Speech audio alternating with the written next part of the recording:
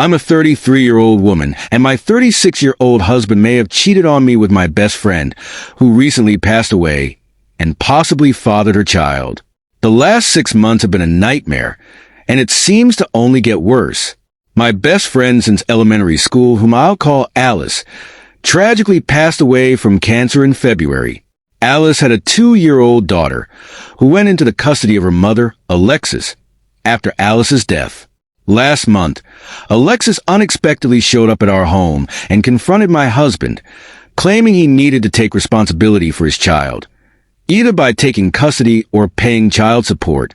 Alexis said Alice had confided in her about who the father was when the baby was born, but didn't want anything to do with him.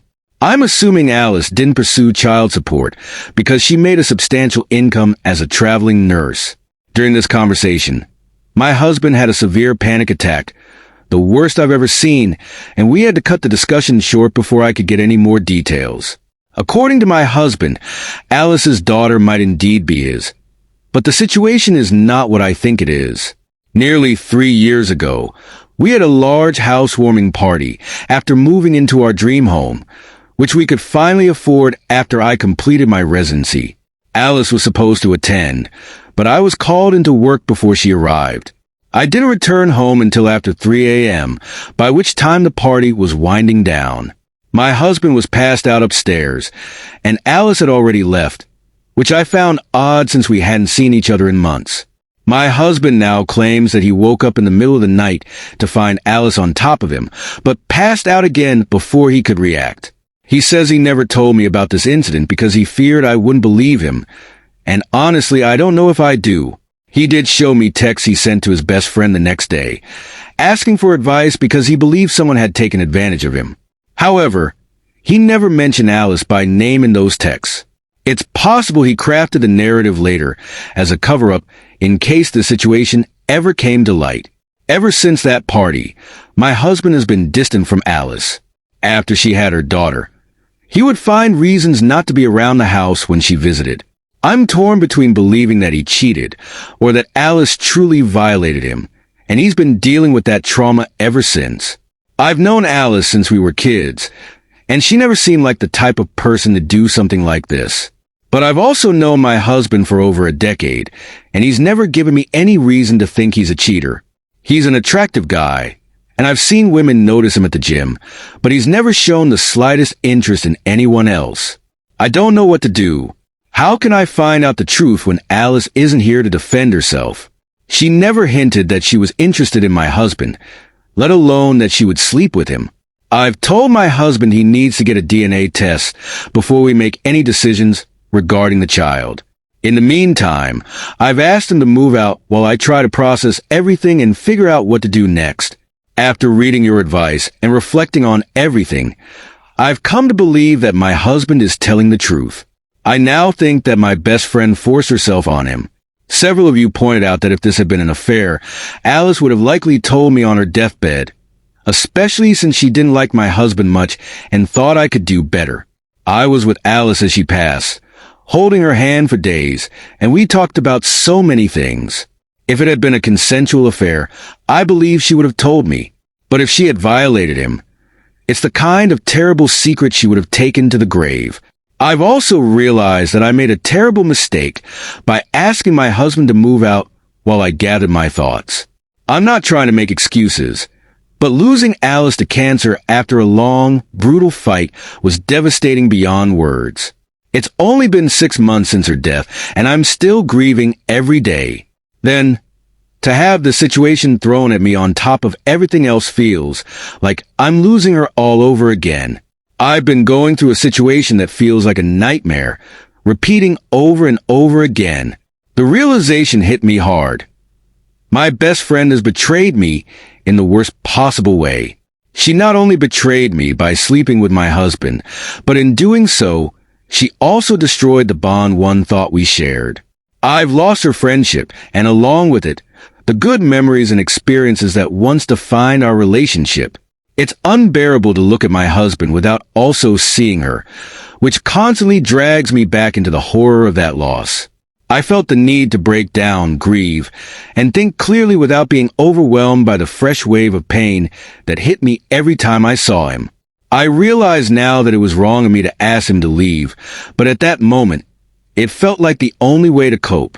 However, after some reflection, and with the help of advice I received, I've decided to right that wrong. Just a few minutes ago, I called my husband, apologized, told him I believe in him, and begged him to come back home. He should be here within half an hour, and I'm committed to supporting him as he would have supported me.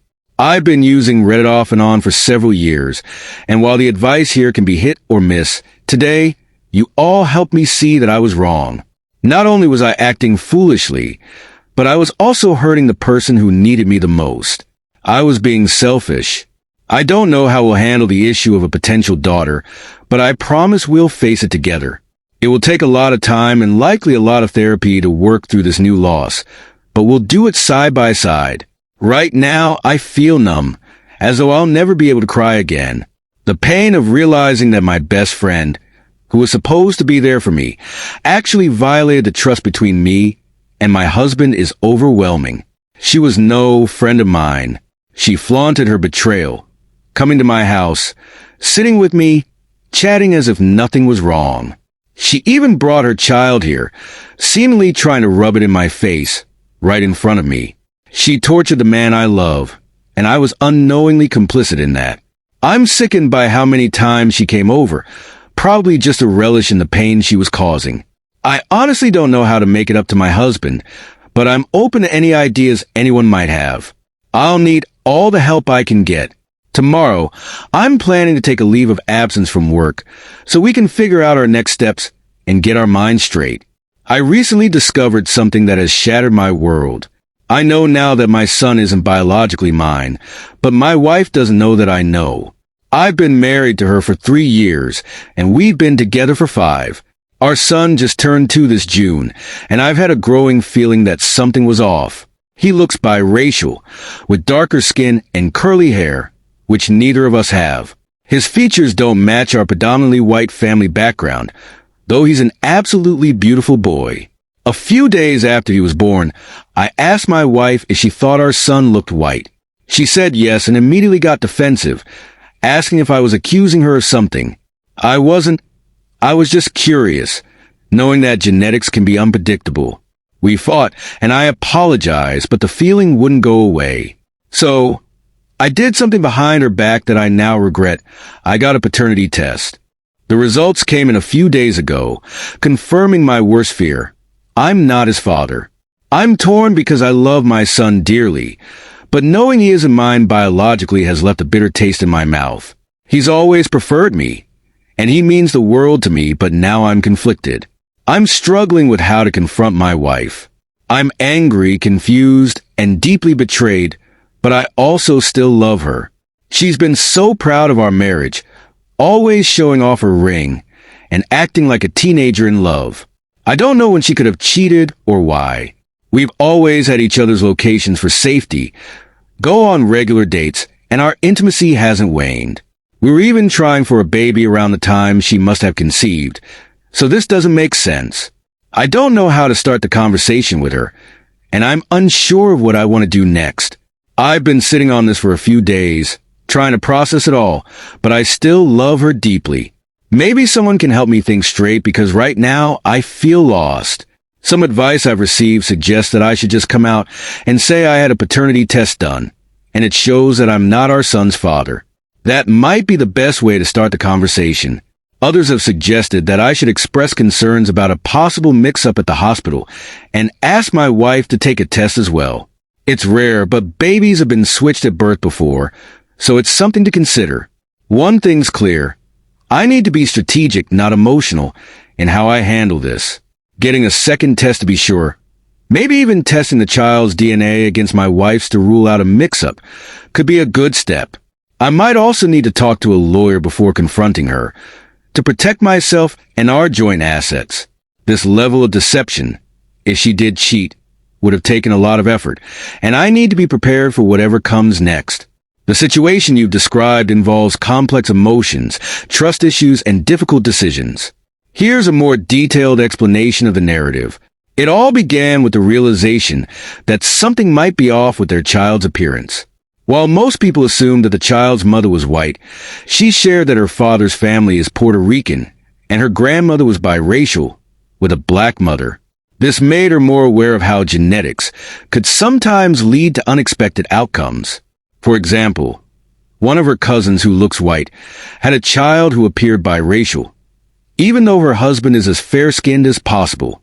This unusual genetic pattern is a reminder that traits aren't always inherited in a predictable 50-50 manner. The family friend's experience was even more surprising. They appeared white, but their baby looked distinctly different, revealing a dormant black ancestry from several generations ago. The possibility of a genetic quirk was considered, but there were other concerns. Had the parents undergone any fertility treatments like IVF? A documentary they watched had discussed a case where a fertility doctor had secretly swapped his sperm for that of patients. There was also a suggestion that the baby could have been switched at the hospital, leading to more suspicion. It was clear that they needed to get DNA test results and confront the issue head-on. Additionally, it was important to consult a lawyer and start securing financial matters, as trust was already on shaky ground. They couldn't rely on technology alone to confirm someone's location, since it's possible to leave a phone in one place while being elsewhere. The determination to uncover the truth was crucial. In a painful twist, after the DNA test results came back, the father discovered that the child wasn't biologically his. This revelation devastated him, leading to the decision to divorce his wife. During a conversation about their son, his wife, overwhelmed by guilt, admitted to infidelity before he even mentioned the DNA test. She confessed to cheating and had been leaving her phone in one place while going elsewhere to meet another person, clearly planning her actions. Despite her pleas for forgiveness and attempts to maintain their family, his trust in her was irreparably damaged. Now living with his parents, he reflected on how she had orchestrated the affair while they were actively trying to conceive. She claimed it was a mistake made under pressure, but the calculated nature of her actions contradicted this. The idea that their child might have been switched at birth had offered some hope, but now that it was clear the child wasn't his, he had to face the reality. The father decided to move on with his life, focusing on sorting out the custody arrangements for the child. Despite the emotional turmoil, he acknowledged that he was somewhat relieved it wasn't a case of the child being switched at birth, as that would have been another layer of tragedy. He thanked those who had supported him and made it clear that there wouldn't be any further updates, as he intended to leave this chapter behind. As for his wife's behavior, it was undeniably intentional and calculated, not a mere accident. Her decision to cheat and cover it up was deliberate, not a mistake that can be easily forgiven. While stress can lead people to make poor choices, the consequences of her actions were severe, leading to the end of their marriage and a deeply painful experience for all involved. The situation also highlights the importance of considering paternity testing at birth as a standard procedure to prevent such heartbreak and to address issues of infidelity and hospital errors with baby switches without the stigma of accusation.